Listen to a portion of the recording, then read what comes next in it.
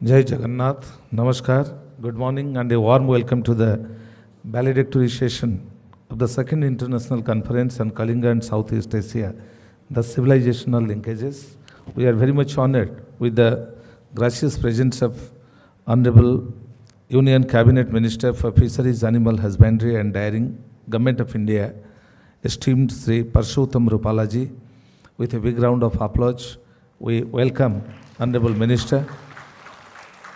And we are very much delighted to have in our midst Deputy Director General, Institute of Culture and Fine Arts, Royal Academy of Cambodia, Dr. Chanthon Thue. And also Dr. S.K. Nanda, esteemed writer and thinker of our time from Ahmedabad, Gujarat, has been with us in this valedictory session. And Professor Navanita Ratha, esteemed chairperson, PG Council of Utkal University, is with us. And Professor Patita Pavan Misra, convener of the conference, is with us. And Dr. Chandi Prasad Nanda, Professor, School of Humanities, Gati Shakti Vishwavidyalaya and Chairman, One Asia Foundation, is with us. And Professor Upendra Pathi, Chairman of the conference and Director, Institute of Media Studies, Utkal University. And I take the privilege to request our esteemed dignitaries to light the ceremonial lamp to mark the beginning of the valedictory session. Every auspicious occasion commences with the lighting of the lamp, and this valedictory session also is all said to be, it is all said to witness the lighting of the lamp by esteemed Union Minister and other dignitaries of the session.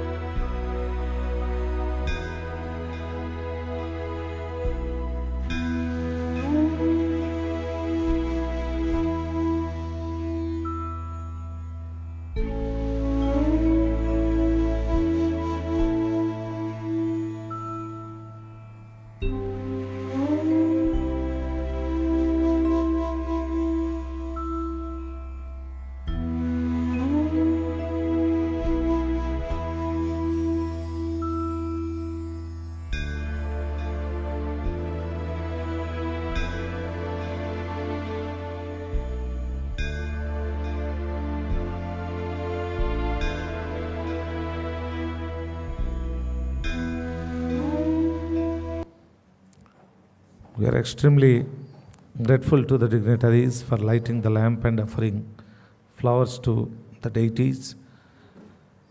And now I request all of you, please stand up in respect of Mother India, and national anthem is being played.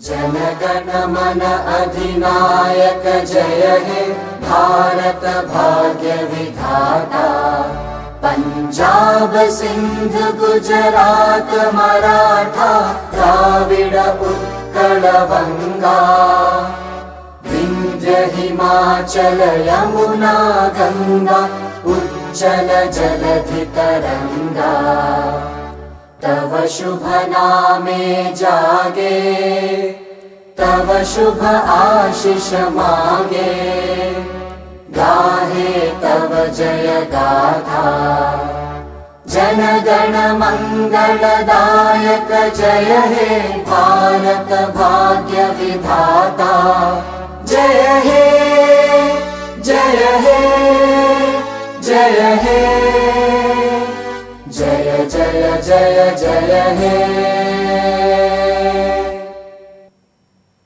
Thank you.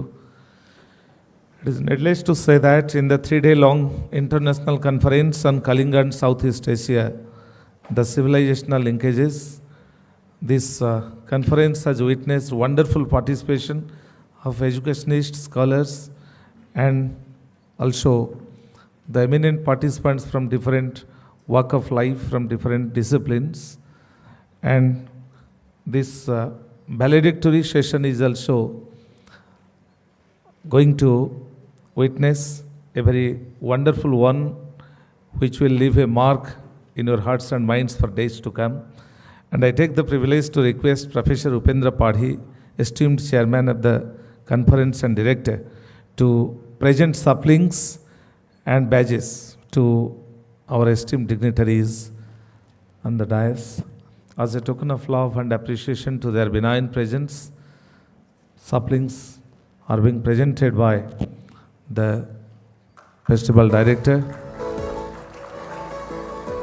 and the founder director of Institute of Media Studies, Utkal University, Professor Upendra Padhi.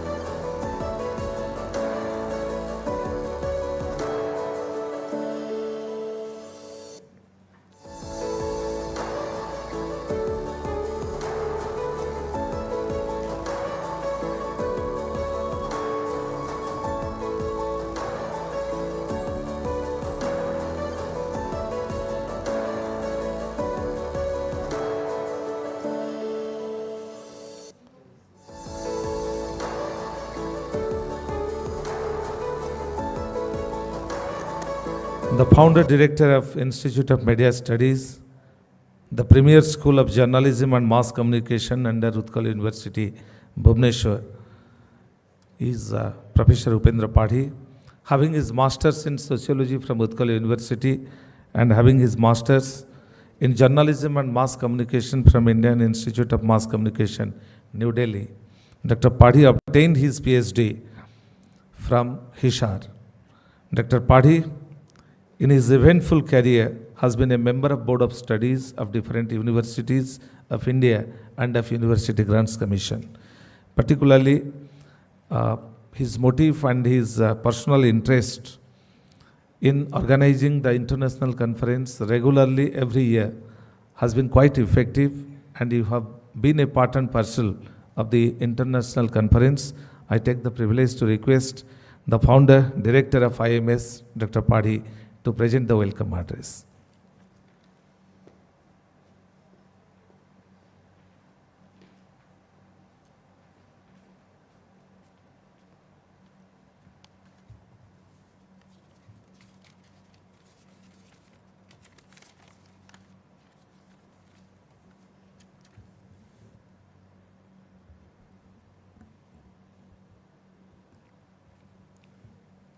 जय जगन्नाथ। नमस्कार। Good morning friends.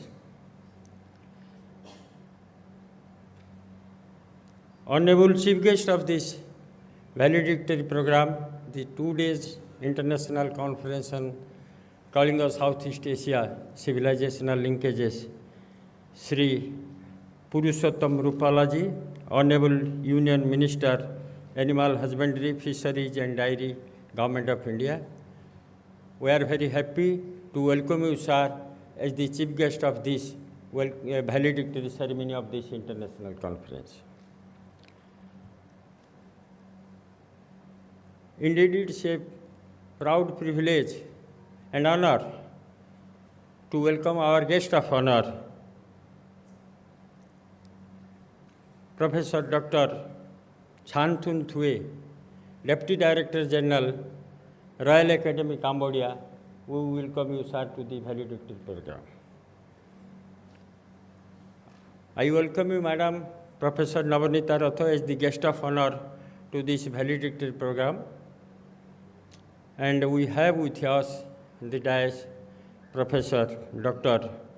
Chandi Prasad Nanda, Dean and Head, Gati Shakti Vishwavidyalaya, Baroda, and Chairman, One Asia Foundation. I welcome Professor Patita Baban Mishra, convener of this second international conference on Kalinga Southeast Asia. I welcome you, sir. Ladies and gentlemen,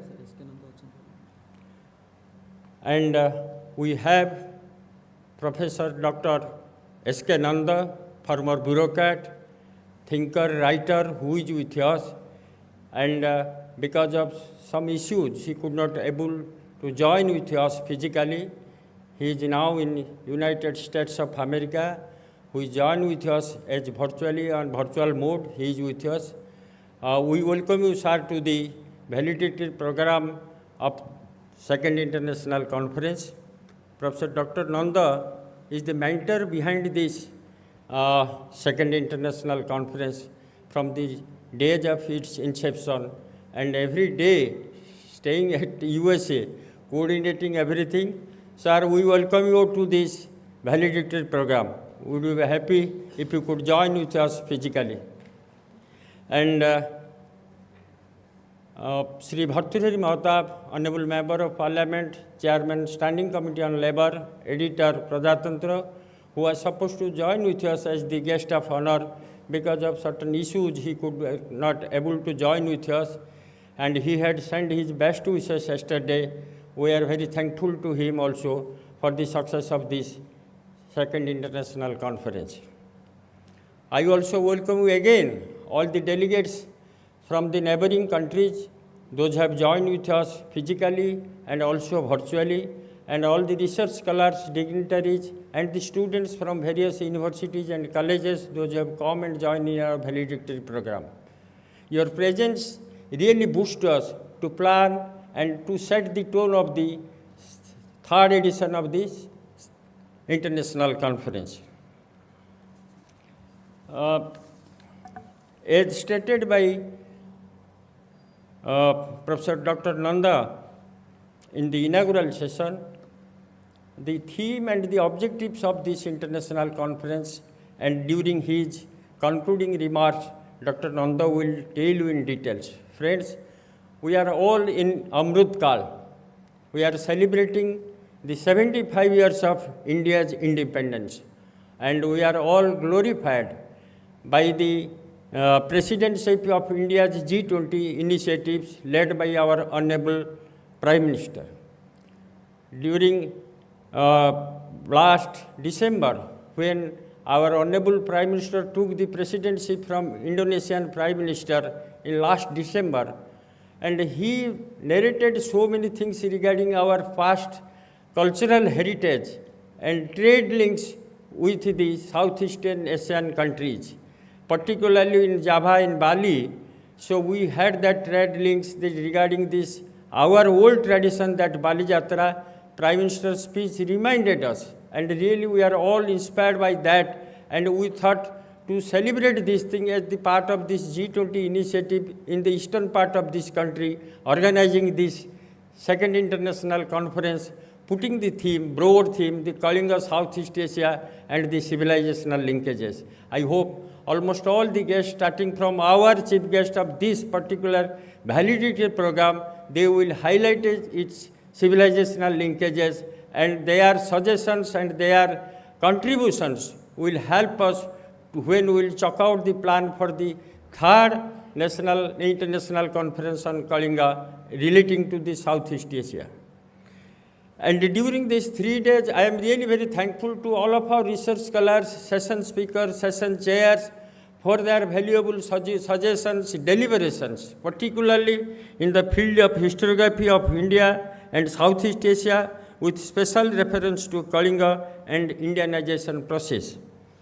Literature, folklore, monuments, sports, evidences of cultural linkages, and archaeological excavations, these are all the highlights during these last 3 days in deliberations and interactions. Trade and commerce in medieval and modern India, we have also focused on these issues during these 3 days conference.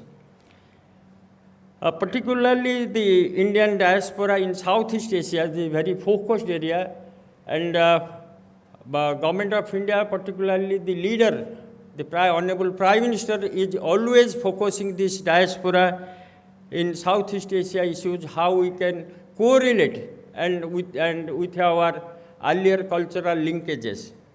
And the Government of India policy regarding the low caste, also we have deliberated in the last, that means the 5th plenary session, the theme was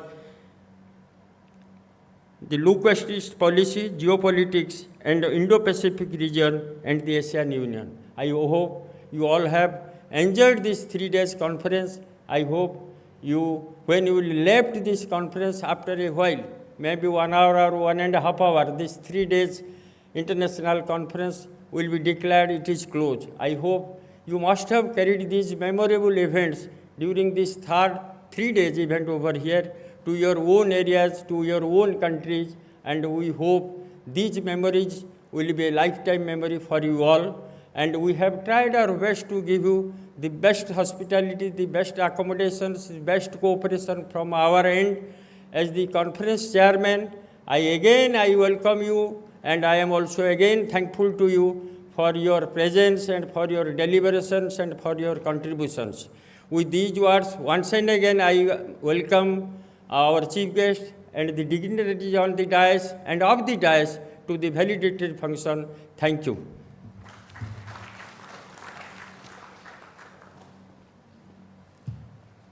We are extremely thankful to Professor Dr.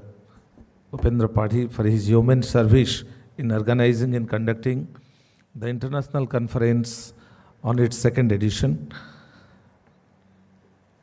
Indeed, we are very much privileged and honored with the gracious presence of Dr. Chandi Prasad Nanda, Professor, School of Humanities, Gati Shakti Vishwavidyalaya, and esteemed chairperson, One Asia Foundation. As we know, in his long professional career, he has participated in different research projects in different countries like United Kingdom, Germany, United States, Denmark, Norway, Switzerland, and also he has served in the World Health Organization, Geneva. And we are very much privileged that he was there in the opening session and in the valedictory session today as well. I take the privilege to request you, sir, to kindly present the closing remarks.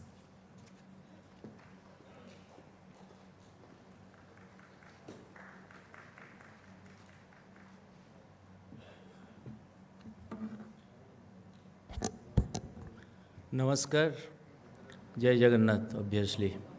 You can't start anything without invoking this great Lord. The key attraction of the event today and our Honorable Chief Guest, Sri Purushottam Rupalaji, Honorable Minister of Fisheries, Animal Husbandry and Dairying, Government of India, esteemed guest of honor, Sri Bhatruri Matabji in absentia, is not there, unfortunately couldn't make it to this conference in the last minute. I had just spoke to him last evening, but he is very keen that the proceedings of this conference should have should generate a tremendous amount of feel-good factor. He was trying to inquire at every turn that if everything is happening in the right track or not. So it's time to also just remember him, that how passionately he's involved with this conference.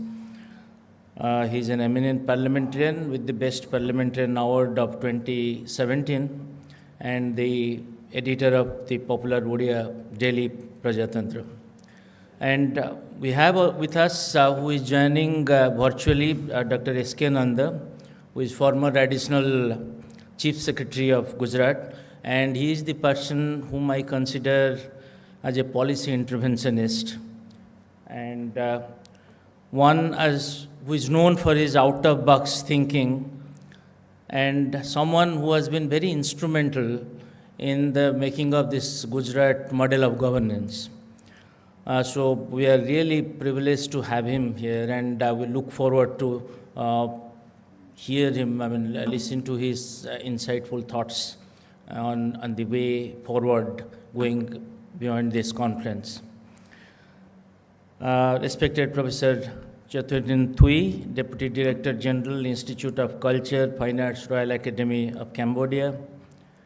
Distinguished Professor Nabanita Ratha, old colleague of mine, a doyen, I call her as an eminent academic and a doyen in the, particularly because of her tremendous amount of contribution to the understanding of women question.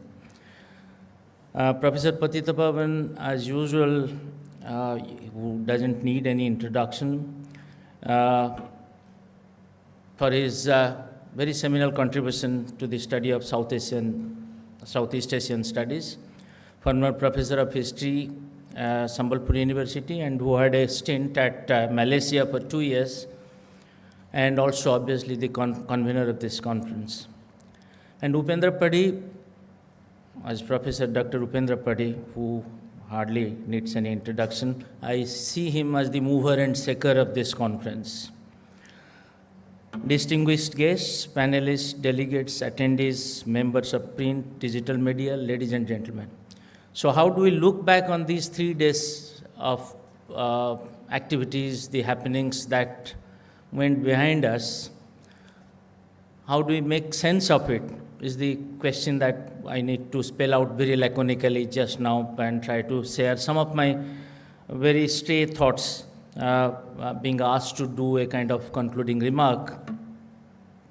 So as we are nearing a formal closure of this 3-day conference, which is almost enlivened by a kind of conceptual journey. I see it as a conceptual journey, thinking through complex gamut of ideas, perspectives, imaginaries, contestations, debates, also backed by many documentary evidences. The presenters talked about so many ideas, backed by empirical research, powered by empirical research, archaeological traces.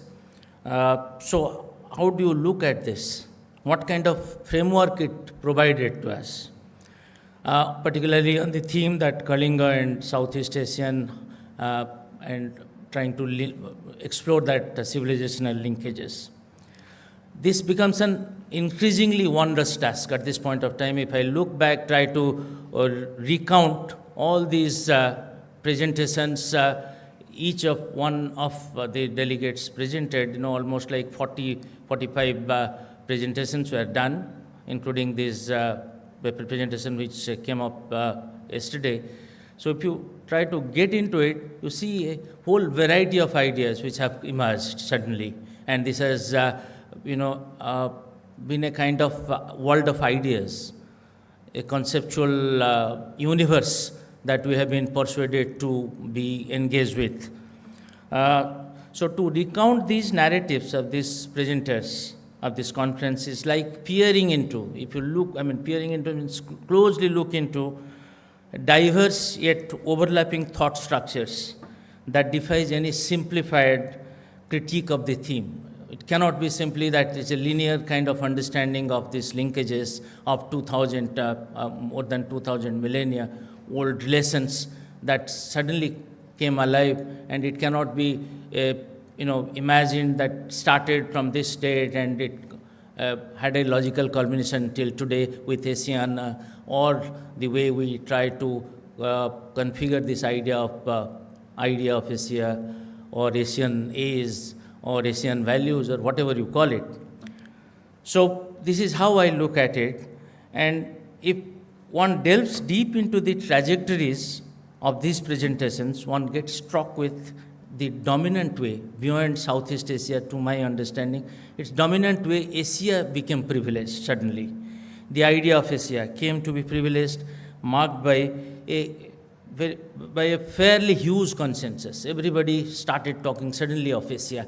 So somewhere I found that Europe is sliding down. The hyper-real Europe is no more there for the last 3 days. So this is where what Professor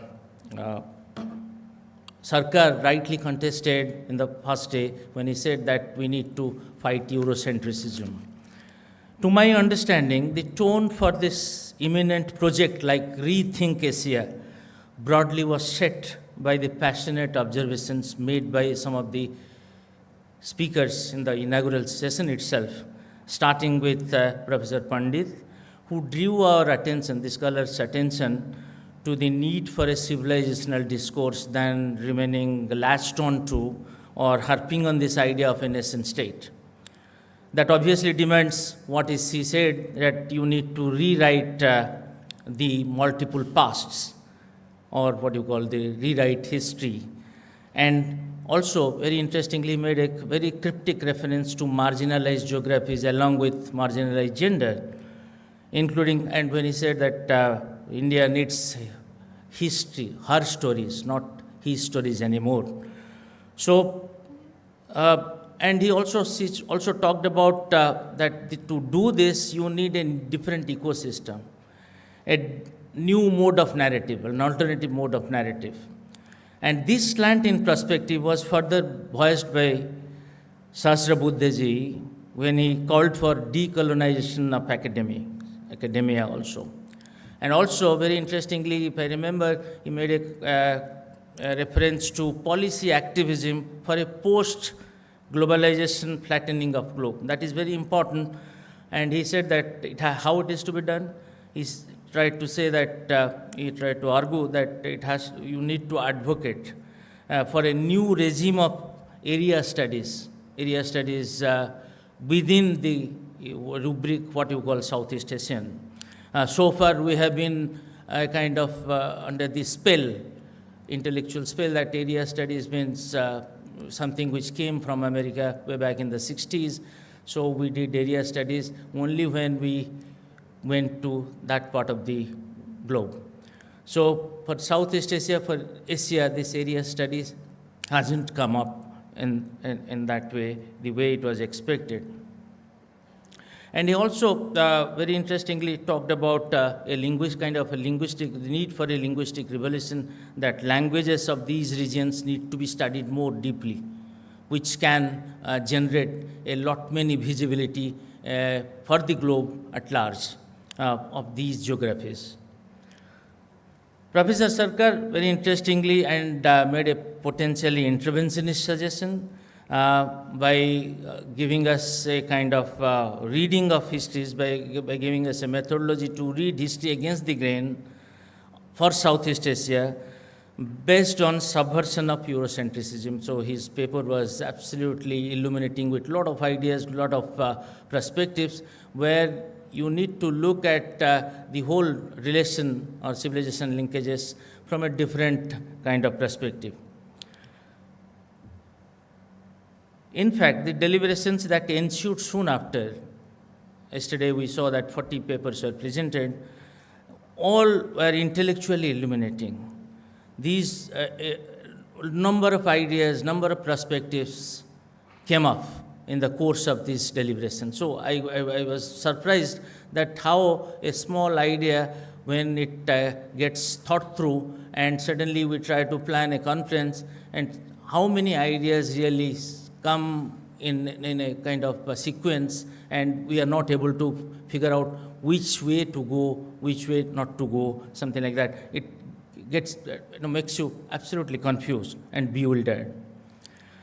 But going beyond this, what one could see, one could sense at a more discursive level, if you look at it as a discourse, at a discursive level, one could note these strands of deliberations arguably brought into fore one of the much debated dimension of the post-colonial mode of thought on historicism. I'll not try to define what is historicism, but I'll try to see that historicism, the way post-colonial mode of thought tries to look at it, and the way it tried to situate Europe as the site or home for the first occurrence of the ideas of capitalism, modernity, post-enlightenment, knowledge traditions, everything that gets clubbed with modernity, development, capitalism, everything came from Europe, as if Europe as the home for this. I think this particular idea got a very serious challenge, got a very serious contestation, got punctured in these 3 days. Because we started to privilege Asia, we tried to talk of Asia, we tried to delve deep into Asia. So there, I think this puncturing came in. This is, if you look at it more deeply, then you see that this is a typical of John Stuart Mill's historicist argument, where Asian, African, and other rude, quote-unquote, rude nations were consigned to the waiting room of history. This historicism, the way we have understood the disciplinary practices of history, we have understood that we are the rude nations, because they are the civilized nations. This civilizing mission, if you try to think through this idea of civilizing mission, then Asia, Africa, Latin American countries are reduced or consigned to the waiting room of history, that sometime in future we will be into the fold of history. That idea came to be very seriously taken up in the, very silently, very tacitly within the broad thought structure that all these papers generated. I think this is the most important takeaway from this conference. In other words, it's like arguing of a structure of time in a temporal scale, in the context of, if you try to understand the question of time and space, then it is like arguing of a structure of time where things happen first in Europe, then elsewhere. And given this logic, colonies of Europe in Asia qualified into the category of place of elsewhere. That elsewhere place suddenly got reversed in these 3 days. This is how I look back to these 3 days and for this very interesting couple of hours that we spent together here. I think the theory came under severe strain. As I said, that is got almost like a puncturing, almost like a dismissal, as talks of the conference sought to explore the thriving commercial, social, cultural connections between Kalinga, India, Southeast Asia for more than 2 millennia. More tellingly too, the complexities underlying civilizational linkages between Kalinga and Southeast Asia came to be posed, wherein we saw suddenly a big story, a big narrative is emerging. The story of new Asianism, the story of Asia as a future, the story of Asian century, the story of Asian values by default have come under trenchant scrutiny. We talked about Southeast Asia definitely, but within that, we tried to foreground that dimension of Asian century, Asian values, or what you call this new Asianism. Asia, which has continued to be deployed so far as a useful term of alterity. It's a post-colonial concept, alterity, for Europeans in terms of us means the Europeans, and them, the Asians, stands reversed, as delineated through thoughts of the presenters. In fact, Asianism signify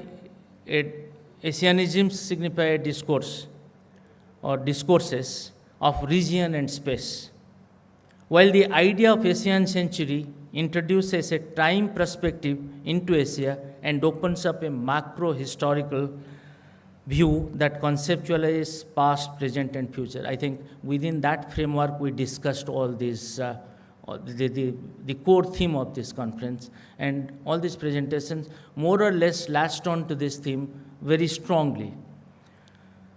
Asian century evokes a historical narrative of shifting centers of world, as very rightly and brilliantly pointed out by my friend Rajsekhar this morning while he's talking about geopolitics, geopolitical dimensions of this region.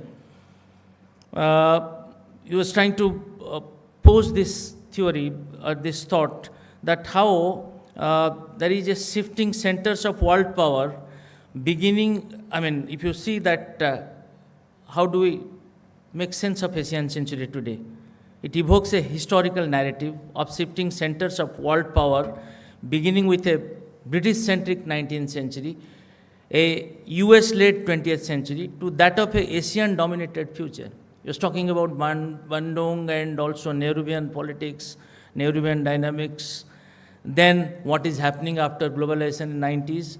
So within that, you could see that trajectory where Asia-dominated future is awaiting. It's no more in the waiting room anymore. We are there, we are already there, we are not to be positioned as in a place elsewhere. So this is what we need to take away from this particular conference. So as we move through 21st century, Asian century has qualified to be a signal phrase for fundamental shifts in the economic and political order of the world. That there is a significant phase of fundamental shifts which is happening, both in the economic realm, in the political realm, in the social realm. But beyond these apparent happenings, in these 3 days, some of the questions, issues, and abiding concerns which have come up more for reflection and which have brought all these deliberations into starker relief, the way I imagine them, the way I think through these questions can be flagged as such. For me, these problematics can be flagged as whether Asia is given or constructed. Is it that when we make sense of Project Asia, that a hyper-real Asia comes into play? What are the basis and promises of Asian century? What could be the nature and dynamics of the region called ASEAN in the Asian century? These are profound questions. We cannot simply run away from these questions. As we discuss Southeast Asia, these questions continue to trouble us. It will continue to trouble us. Maybe the next theme for the conference should be on these sub-themes that we can try to fold into another discourse under a different title. Whether there is one Asia or many, even when Asia is one, whether Asians do and can really belong to it? How does Asianism unfolds in the context of a hyper-globalization? You talk of globalization and we at the same time are talking of Asianism. How do we make sense of this? How do we reconcile these two positions, the two concepts, and situate them for a kind of politics which is more politically proper or ethically more acceptable? How does Asianism unfolds in the context of hyperglobalization, as I said? What kind of worldview does it exemplify?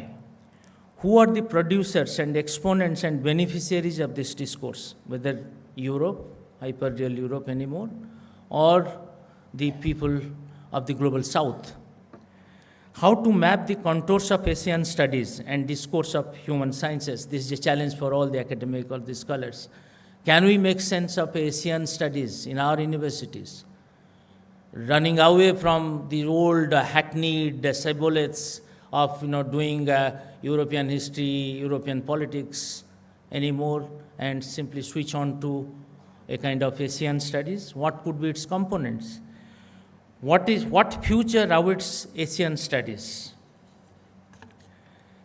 Can and will Asian studies be Asianized? This is the last question with which I'll stop here.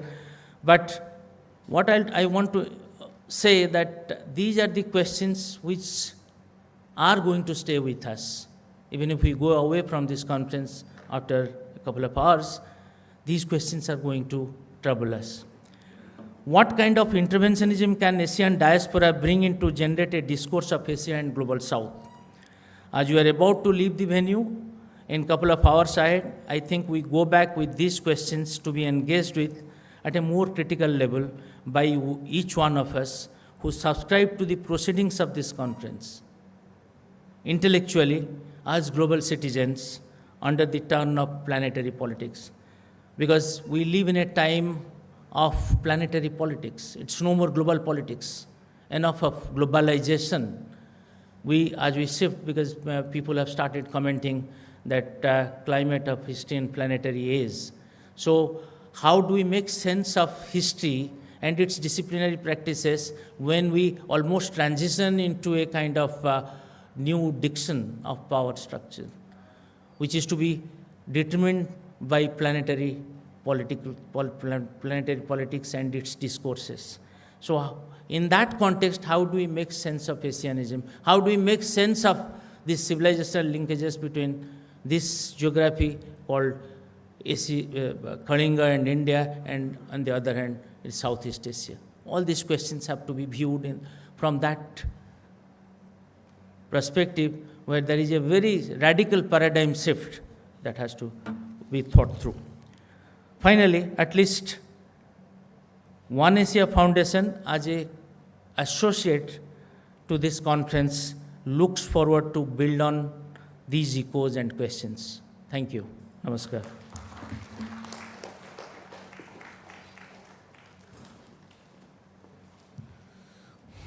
We are extremely thankful to Dr. Chandi Prasad Nanda for his concluding remarks.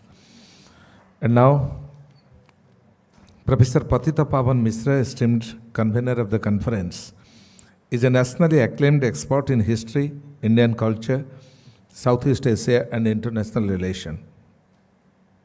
As the convener of the conference, Professor Misra has been a diligent observer of differentiations with wonderful deliberations on the experts. I would like to request Professor Misra to kindly table the conference report.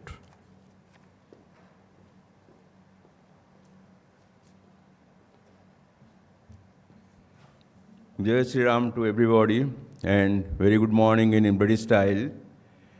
Your Excellency, Honorable Cabinet Minister Rupalaji, Professor Padi, Professor Rath, Professor Nanda, then Dr. Thue, and the learned scholars sitting in front of me who have contributed immensely to this conference, then the dear students, ladies and gentlemen.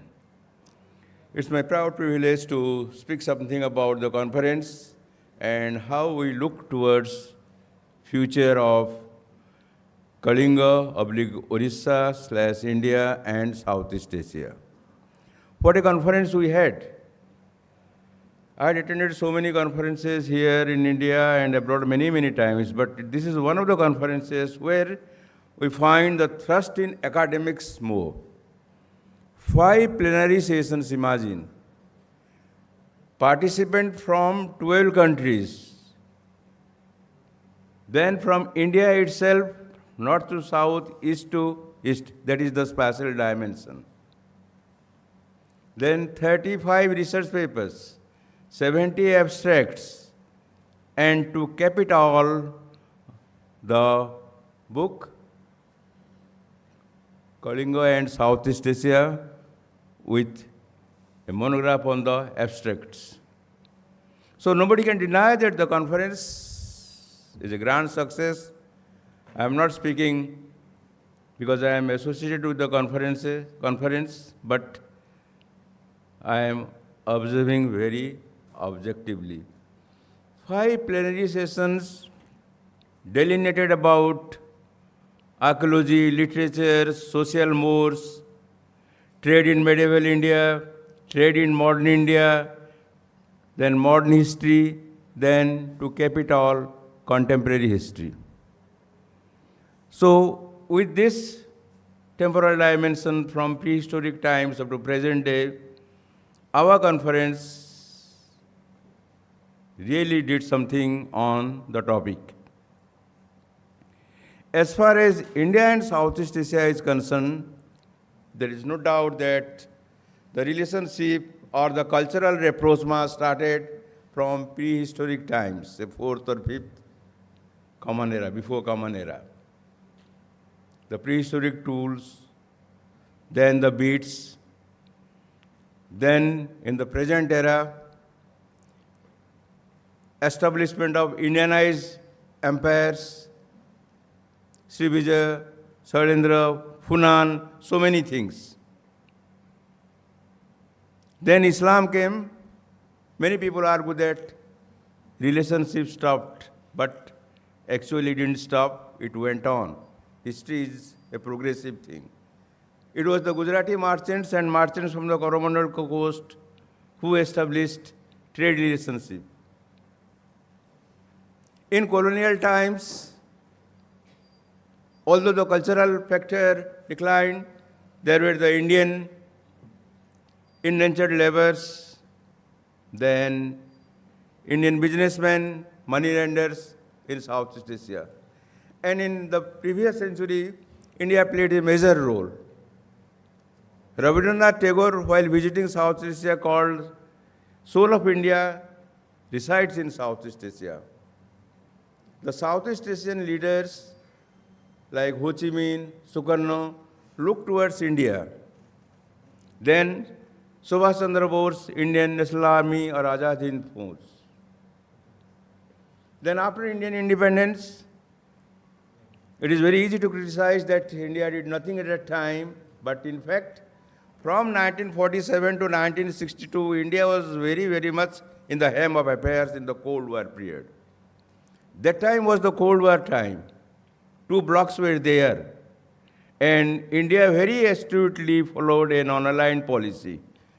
Asian Relations Conference, helping the Indonesians in their fight against Dutch. Bandung Conference. Then the non-aligned meets. But after 1962, the too much of idealism of Nehru saw India's prestige going down. India even declined ASEAN membership offered in 1967. India looked towards West Asia because of the vote bank or whatever you say, because of the majority of the people were Muslims there. Then from 1990, gradually, India changed its policy and looked towards East. The visit of the diplomats started, the cultural relations, economic relations started, which got a fillip after 1914. India marched with full speed, no holds bar, from 19 to 2014 onwards under the new regime. Act East, act vigorously, take Southeast Asia, neighboring countries as India's partners and position India globally, unlike in the colonial period or just after independence. So we must, as academicians, exploit that situation and do something about India and Southeast Asia by holding such seminars like this. And the conference is very grateful to Dr. Padhi, Professor Padhi, in organizing this conference and the unstinted labor by our student friends. Then coming to the theme of Odisha proper, there is no doubt that Odisha or Kalinga had a glorious tradition of cultural rapprochement with Southeast Asia. Starting from BC or before Common Era times. And there are many, remnants of Odisha's contact in Southeast Asia still now. Even in Kuala Lumpur, Malaysian capital, there is a Sutra Foundation where they regularly held Ramayana drama, Odissi dance. They come to Bhubaneswar also sometimes.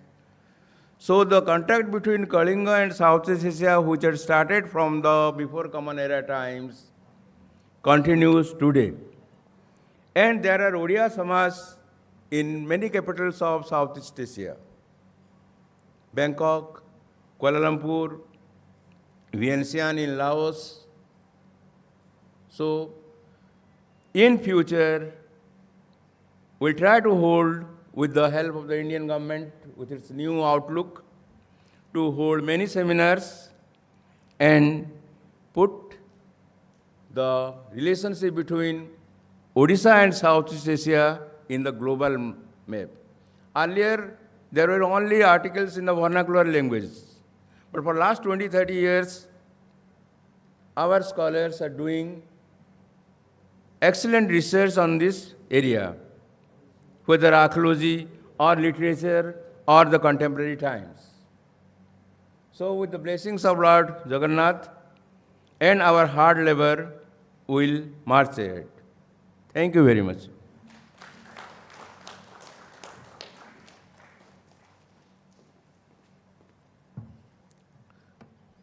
we are grateful to Professor Patita Pavan Misra for his concluding remark.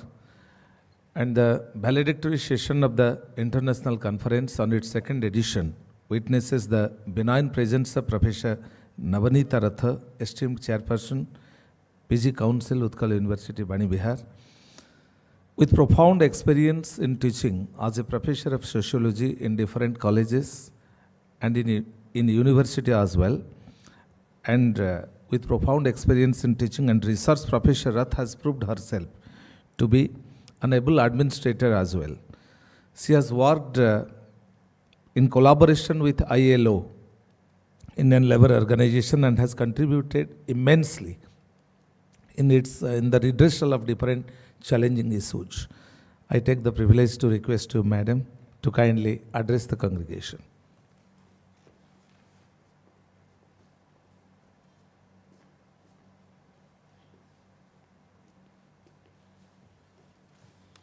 Jai Jagannath, esteemed chief guest of the occasion, Sri Purushottam Rupala ji, the guest of honor, Dr. Thui, Professor Chandi Prasad Nanda, Professor Padhi, Upendra Padhi sir, and Professor Patit Pavan Mishra on the dais, and all the erudite scholars, researchers in this august gathering. Actually, when Professor Padhi gave me a request to come to the valedictory session, I was very much apprehensive because history is not my real domain, because since my school days, I have left studying history. So it is really a very difficult task for me to talk on history because my parent domain is sociology. But I became really interested, and when I was hearing to Professor Chandi Prasad Nanda sir and Professor Patit Pavan Mishra sir about the deliberations that took place for the last 3 days, it is really alluring that our history is a very rich history. So when I teach in my class globalization, I always quote a Belgian economic historian. He is none other than Herman van der Wee, who says that globalization, which we are talking in the early of 1980s, actually is a new phrase for an old process. And as Professor Nanda was telling, because of Eurocentrism, because of our West-centric bias, we always say that the colonial countries were the pioneers in the process of globalization. But when I was listening to all these things and I was just browsing some articles, I found, I can say, Kalinga was a forerunner in the process of globalization. Because if we say, and when globalization comes, because Kalinga could start with what we say is the cross-border intrusions. It was not the Britishers. Much before the Britishers came, Kalinga started because of its indigenous knowledge, because of its rich culture, it had got that courage to go to the outside land. And when we talk about that conference theme was Kalinga Southeast Asia and civilizational link. A civilization is never built in a day. It takes ages to build a civilization, and it is the culture which plays a very, very important role in changing the civilization. And in this context, I will say the Kalinga culture was very rich. And when we say 3 important things actually galvanize civilization, they are the mercantile trades. The second one is the maritime explorations. And the third one is migration. And if we see, Kalinga had got the 3 things with it, and the monarchs merchants, and the missionaries, not the Christian missionaries I am talking about. I am talking about the missionaries, the Buddhists, the Jains, and the Hindus who had gone outside the national border, and they were the people who established these civilizational linkages. And since 2,800 years, South Asian group of islands had close contact with the Kalingans. I am talking about the Kalingans, then the Indians will come. And the maiden impulse to the colonizing activity and expansion of India had its origin in the daring spirit of the Kalingas. Because the Kalingans had a very daring spirit, we cannot say that they were subdued, but due to because history was written mainly by the Westerners, and the Indian historians came much later. They are actually eclipsed in the world history. When we are talking about globalization, this conference, when I was preparing for this conference, this gave me a realization. I will now start with Kalinga was one of the pioneers in the process of globalization. When I was telling that the cities of Rome, the China, the Silk Route, and all this, before that, Kalinga had many things to share. And Kalinga had a lion's share in the overseas expansion and colonization. The naval power of Kalinga made it possible for her to establish kingdoms in Southeast Asia in the early stages of colonization, and finally a great empire during the Middle Ages. And tradition holds that 20,000 families were sent from Kalinga to Java by Prince of Kalinga, and their number multiplied, and they prospered there. So the second thing was that the geopolitical location of Kalinga, and the geopolitical location of Kalinga was also, and the morphological condition, because it was rich with natural resources, and the entire coastal belt gave it the ascendancy over other places, and therefore what happened that the Kalingans had much to trade. They had a surplus economy long years back when we were talking about subsistence economy. So this surplus economy wanted them to expand their markets, and the coastal belt was very conducive to them.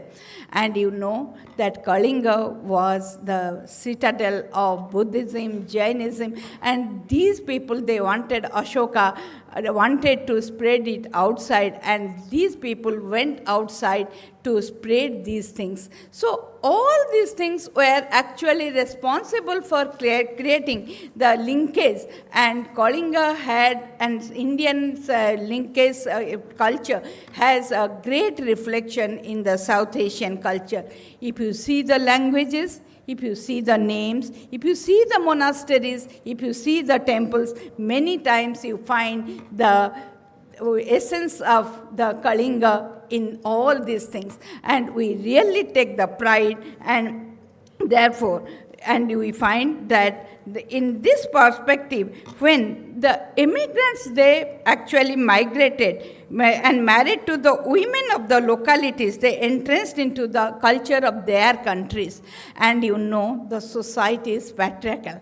And it was the man's culture which was dominating, and they were marrying to the women of that particular locality, as a result of which the culture was also creeping into the South Asian contours, geographical contours. And these 3 days, I know that you had very mind-blowing sessions, and it was actually, it must be, you had 5 plenary sessions, as I understood from Professor Misra's deliberations. And what I want to tell here is that the deliberations should not end with the presentation of papers, but it should give you, as Professor Nanda was telling, food for thought we should think what more we can do. There is a geographical marginalization, as someone was telling, local marginalization. The little traditions needs historical documentation.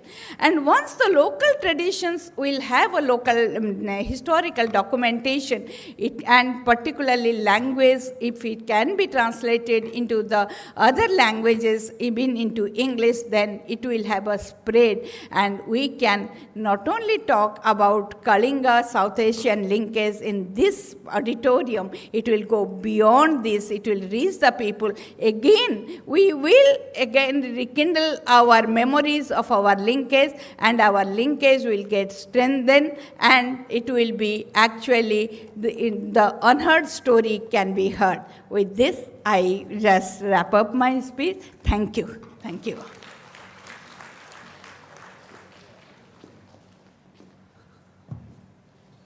We are extremely thankful to Madam Professor Navanita Rathar, esteemed Chairman PG Council, Utkal University, Banivaya, for her remarkable and resourceful deliberation and address.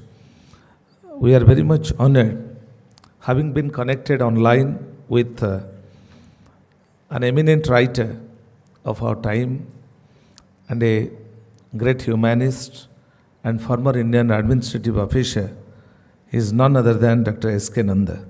Dr. S.K. Nanda has served the government of Gujarat as Secretary in the Department of Health, in the Department of Higher Education, in the Department of Administration, General Administration, and as an administrator par excellence.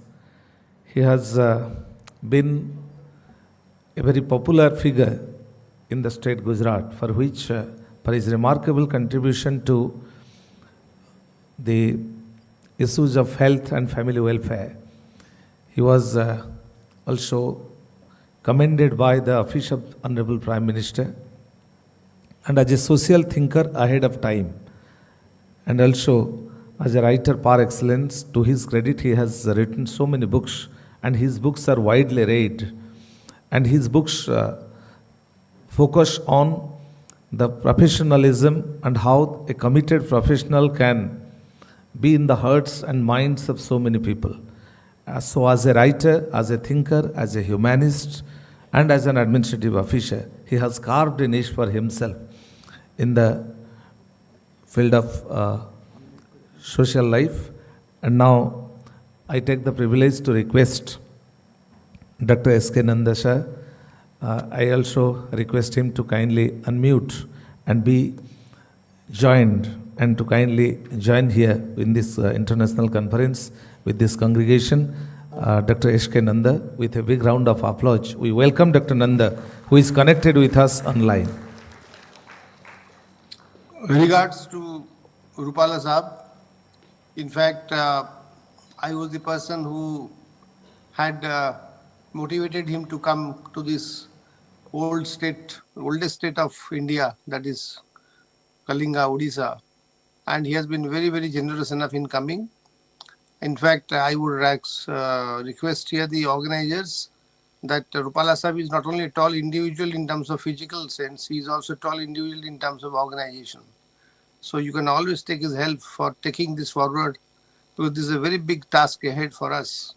It's for India as a country and also for our glory. On the dais, Srimati Mishra ji, Srimati Rathore, Mr. Mishra, Dr. Nanda, Mr. Padhi, and all the other people who have joined in the plenary session. I did not want to further go, because I know a lot of plenary sessions have discussed many things. And I just wanted to flag certain issues, like there have been a lot of theories as to why people from Kalinga went, why they went, who pushed them out. Was there any calamity which was made to push out? Was it an Aryan invasion which made them push out? Was it the fear of the Ashoka's rebellion, Ashoka's this attack and assault on the Kalinga that shook the people? All these theories I don't think are bunkum, in the sense that this much before also Ashoka, Kalinga state existed. and Kalinga state had already transmitted the Vedic religion into the Southeast Asia.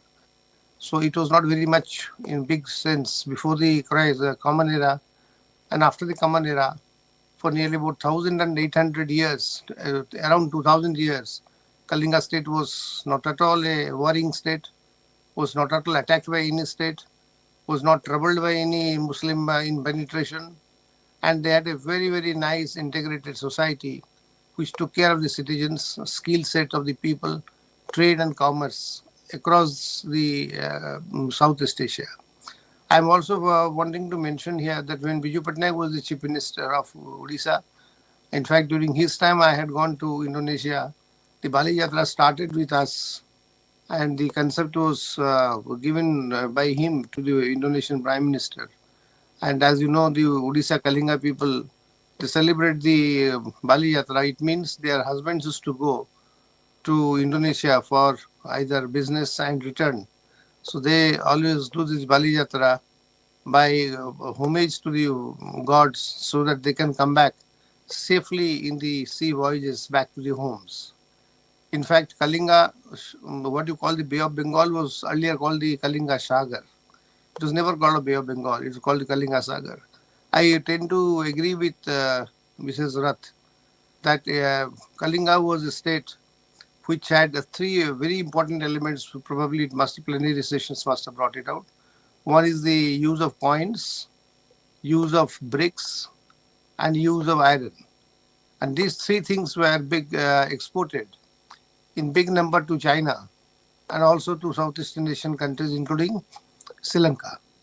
And they were all dependent. So they used to look like we people in West used to once upon a time look to Bombay as a commercial area. So all the states used to look for Kalinga for its resources, logistics, and also the skillmanship.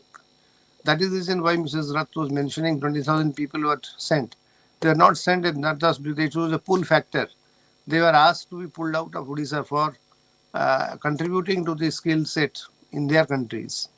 And as a result, they got acclimatized into their own areas and they started settling. And there was not a single kind of sociological, what you call antithesis, in the sense that there was no might of opposition to the integration of these people who came from Kalinga. In fact, Sri Lanka, when it comes to Sri Lanka, we have also to see that Nisanka was the Prime Minister or President of Sri Lanka for a long time, for 35 years. And he was the person who was born out of the wedlock for the marriage of the Kalinga princess with the Sri Lankan Raja. So to some extent, the marital, accords also used to help the integration of Kalinga in the political sense and also in the domination in the commerce and trade areas. I would like to also mention that though Jainism and Buddhism were basically the levers which pulled Kalinga out, means the people wanted to go for broadcasting the religion, particularly after Chandashoka became the Dharmashoka. The fact is that much before it was sent, the Hindu religion and the Vedic texts had also transmitted, and the Vedic and the Brahmins and the Sanskrit language, along with the Pali language, was also exported out of Kalinga, and the export medium was the marine ships.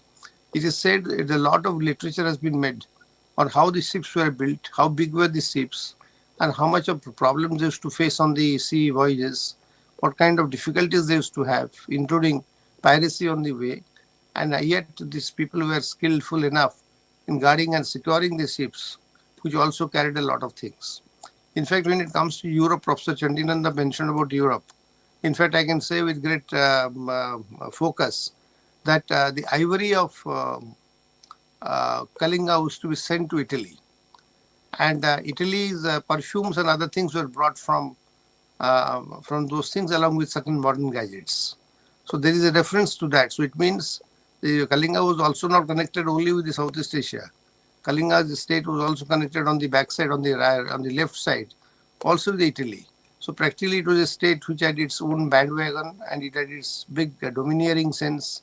It was the most, the prevailing modern state, And I'm sure that the Institute of Southeastern Studies, Kalinga and Southeastern Studies, which has done a lot of findings and archaeological excavations, they have come to the theory that the maximum best urban infrastructure was found out in the Kalinga state, including the towers, the gates, the fort gates, the palaces, etc., etc. So it shows that it was a modern state in terms of use of coins, bricks, iron, and also it had a lot of skilled people who used to go there. Probably it was these are the things which Kalinga, why Kalinga was quite important in that kind of thing. And I'm sure that the Kalingas was also a state which was quite strong in terms of security and army. Straight, and it had very good rulers like Kanishka, like Harshavardhana, the Ganga dynasty rulers. Even the Britishers and other people never used to take them so lightly. And even the Sultanate period also never could siege any areas in those times, because, and the people around on the Kalinga state, from the Midnapur area till the Andhra coast, which was the larger Kalinga, they were all happy with the state, and there was no interference of the government with the people. And people used to have their own trade and business. It was a very big welfare state. And the state had prominence in shipbuilding, in navigation, and also in giving promotion to religion, basically because the Harshavardhana was a Jain ruler. So religion was also one of the reasons why a lot of trade used to take place. Religion and commerce both used to go together. So all this, I think, since Professor Thui is also here today, so I was thinking that with the great patronage from Rupala Sahab, who is here, and also from the One Asia Foundation people, we should be able to now come out with certain studies to what extent the coins, bricks, and the iron was used, and who are the people who use, and where it was used, how it was used, so that it would show the links further, and we can be able to show that it was really modern in terms of the skill set of the people who used to do this shipbuilding or this boat craft, and also all kinds of other things, including pottery works, including all kinds of what you call the iron smelting work. And I was told that during the time of the Kalinga rule, the iron which was manufactured or which was being taken up, they are still uncorroded. Means there is no corrosion in those irons. So what kind of literature we can focus? In fact, in Hyderabad and in Andhra Pradesh, certain important historical structures still have the gates, which are the iron pillars, which are still not corroded. And that was all done during the time of this Kalinga. The laborers used to go and do it. And what kind of things they have done, we have not gone deep into those things. I think we have to go also into these kind of things to find out what kind of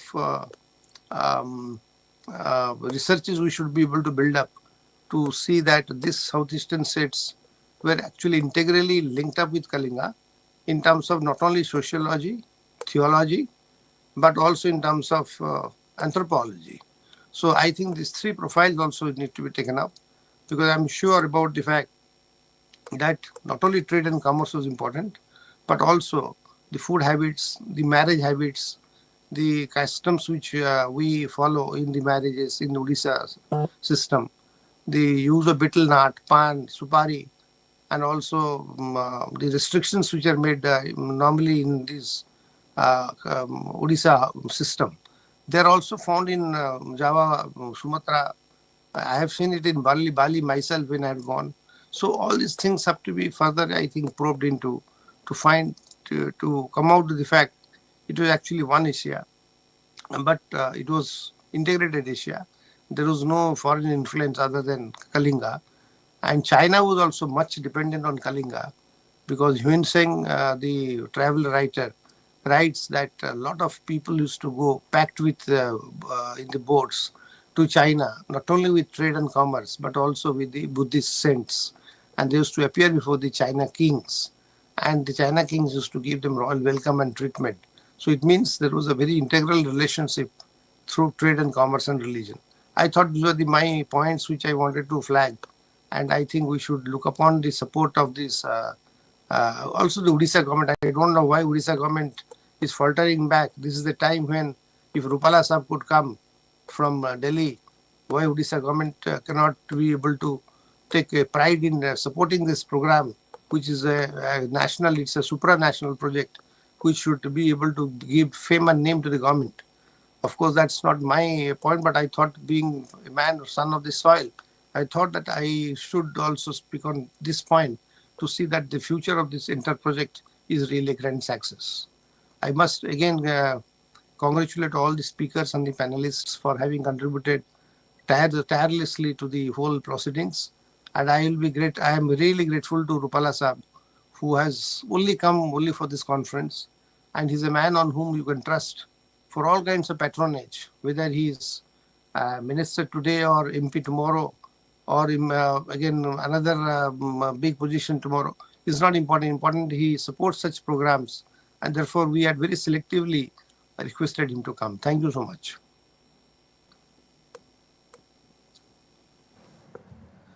With a deep sense of gratitude, we express our thanks to Dr. H.K. Nanda for having been linked with us from Gujarat online and for enlightening the assembly with his resourceful deliberation. Now, I take the privilege to request Dr. Chantan Thue, Deputy Director General, Institute of Culture and Fine Arts, Royal Academy of Cambodia, who has taught history, archaeology, and fine arts, having been appointed by UNESCO. And for so many countries, he has been a bridge between their respective countries with UNO, and particularly his gracious presence has added luster to this program in this international conference. May I request you, sir, to kindly address the congregation.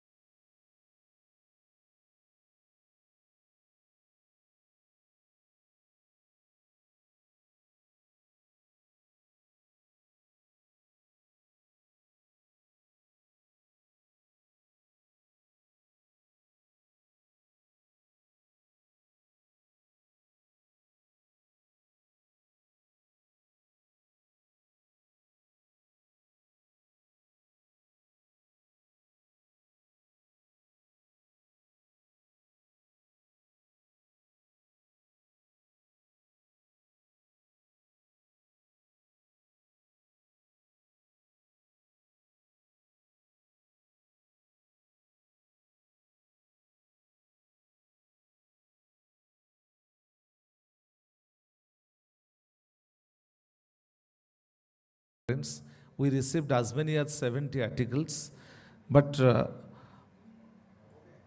40 articles were shortlisted for presentation, and out of them 35 got presented, and we are going to just distribute certificates of appreciation to the scholars, those who had presented papers, and the rest certificates of participation will be sent to you by your respective mails.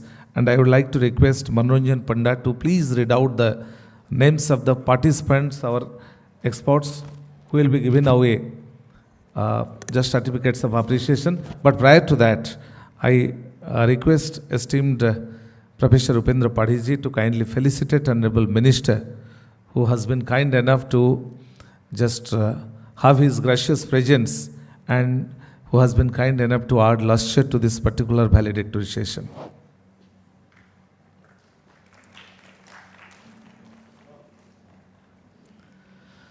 As a gesture to the kind participation, to the benign presence of Honorable Union Minister Sri Parshuttam Rupalaji, Honorable Minister of Fisheries, Animal Husbandry and Dairying, Government of India, New Delhi, who is being offered with this memento, the shawl,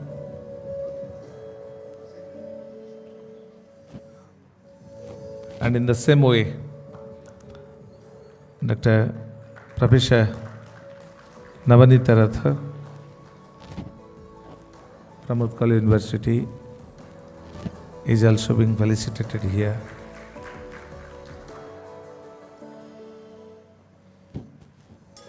We are extremely grateful to you. Now, I would like to request Manoranjan Panda, the conference coordinator, to kindly read out the names of the participants.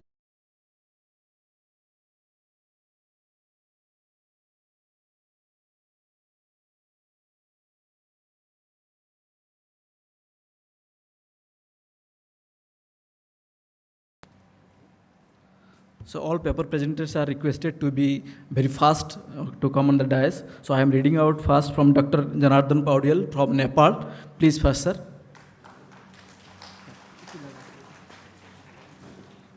Then next, Dr. Benudra Patra, next.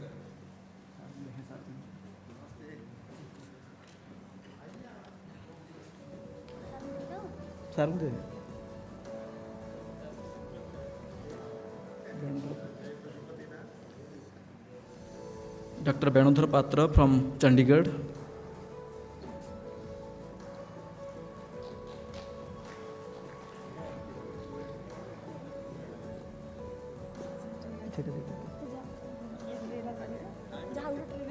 Next, Dr. Aparna Mukherjee.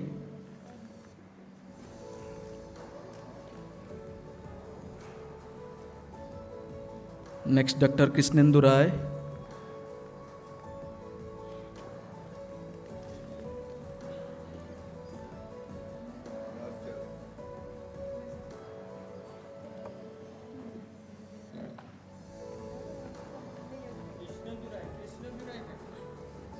Aparna Mukherjee.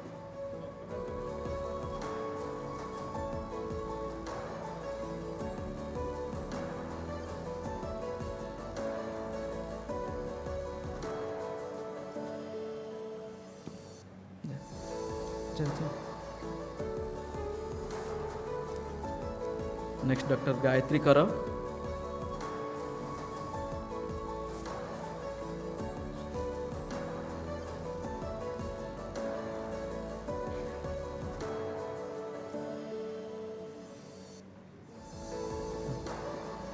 Next, Dr. Mohendra Kumar Swai.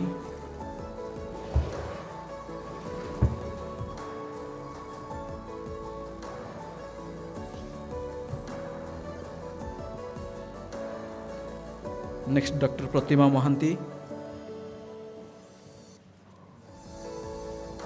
Dr. Mohammad Amin.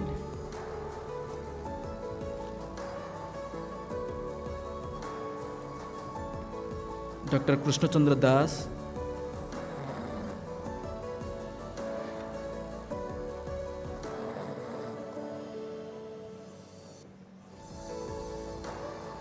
Dr. Kishore Kumar Prusti.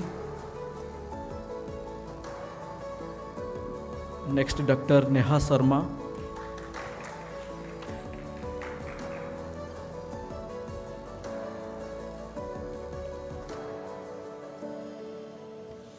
Next, Dr. Pratima Sadangi.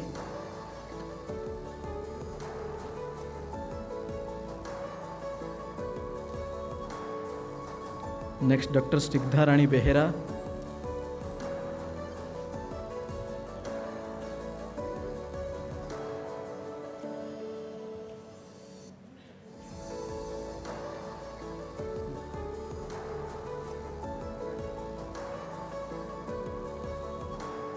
Next, Pratibha Rani Barik.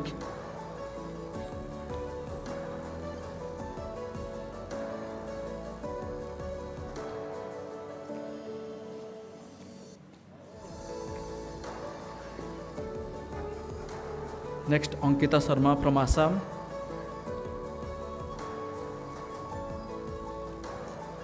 Ankita Sharma from Assam. Next, Samarpita Ganguly from West Bengal.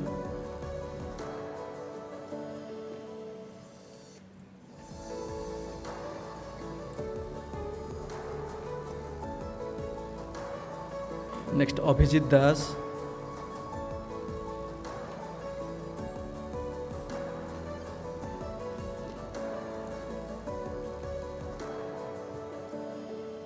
Next, Sauri Narayan Sahu.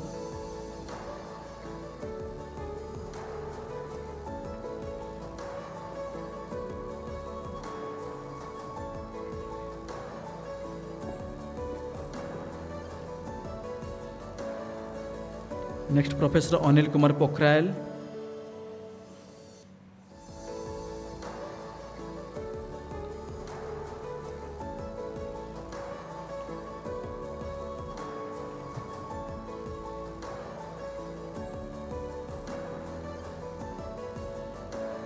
Next, Krishnakanta Lahangir.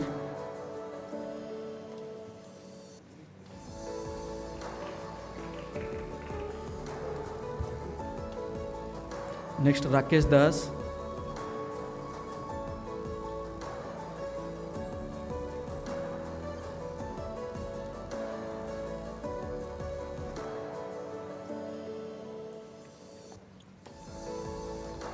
Next, Soumyaranjan Panda. Soumyaranjan Panda. Next, Aditi Khuntia.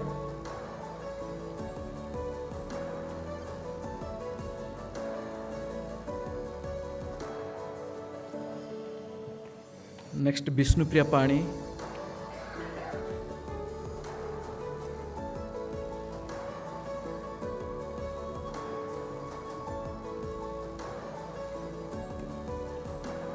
Next, Sonnalata Mahari.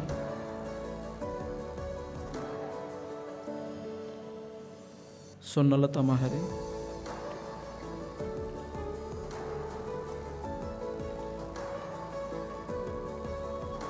Next, Alakananda Gahir. Alakananda Gahir.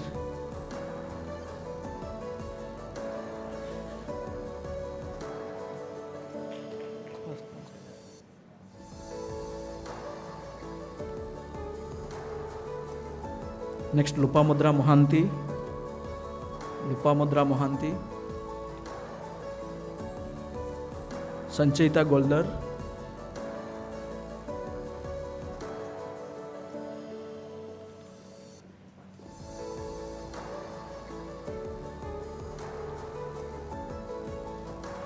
Next, Arunabha Das. Arunabha Das from Nalanda University.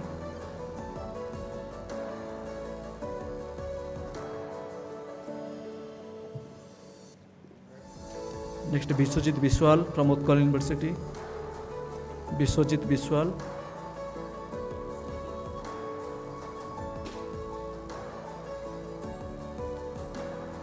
Next, Rajat Kant Das.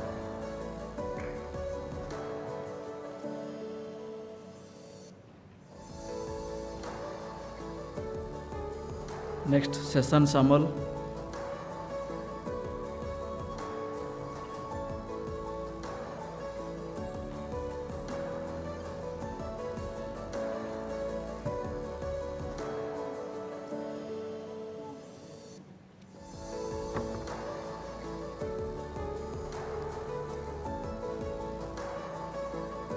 Dr. Pratima Mohanty. Thank you. This is the closing of distribution of certificates. Thank you so much.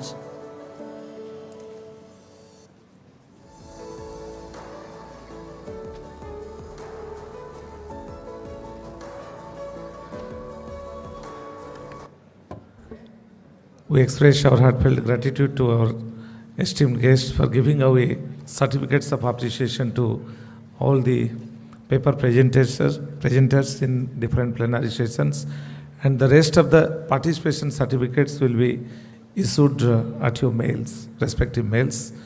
And now I would like to request Manonjan Panda, Conference Coordinator, to kindly present the customary vote of thanks.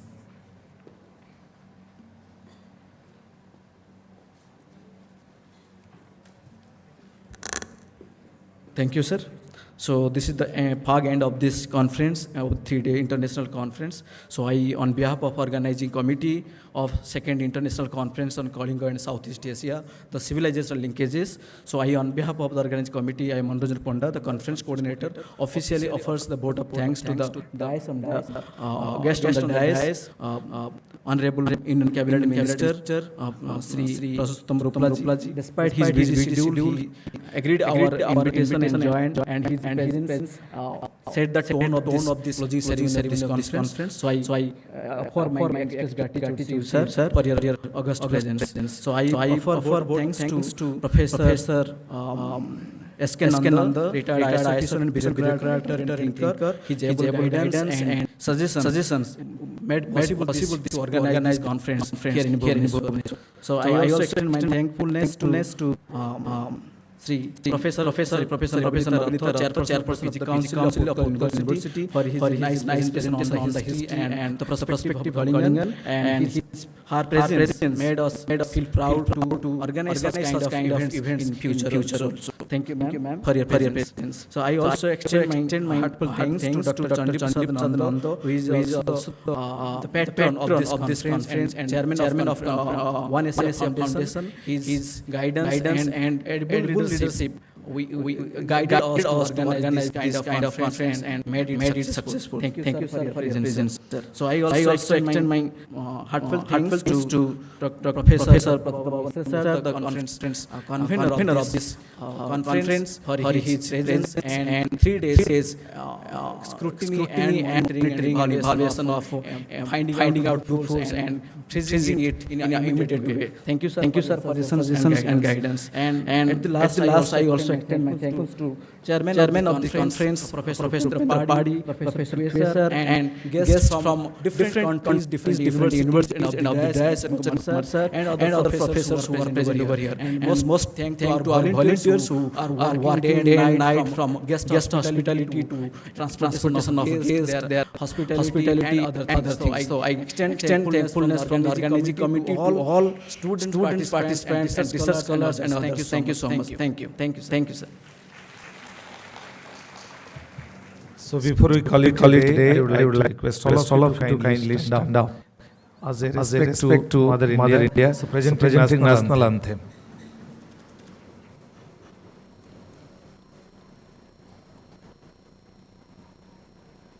Jana Gana मन अधिनायक जय हे भारत भाग्य विधाता पंजाब सिंध गुजरात मराठा द्राविड़ उत्कल बंगा विंध्य हिमाचल यमुना गंगा उच्चल जलधि तरंगा तव शुभ नामे जागे तव शुभ आशीष मांगे गाहे तव जय गाथा जन गण मंगलदायक जय हे भारत भाग्य विधाता जय हे जय हे जय हे जय जय जय जय हे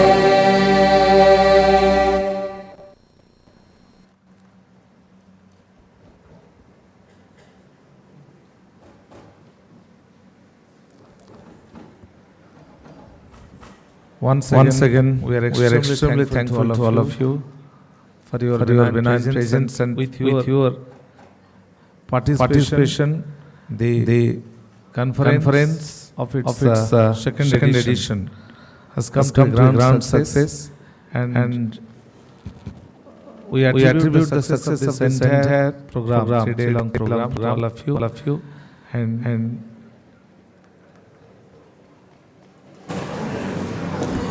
so before we take leave of each other, we are assembling. We are going to assemble for high lunch. Thank you. Bande Uttar Janani, Jai Jagannath.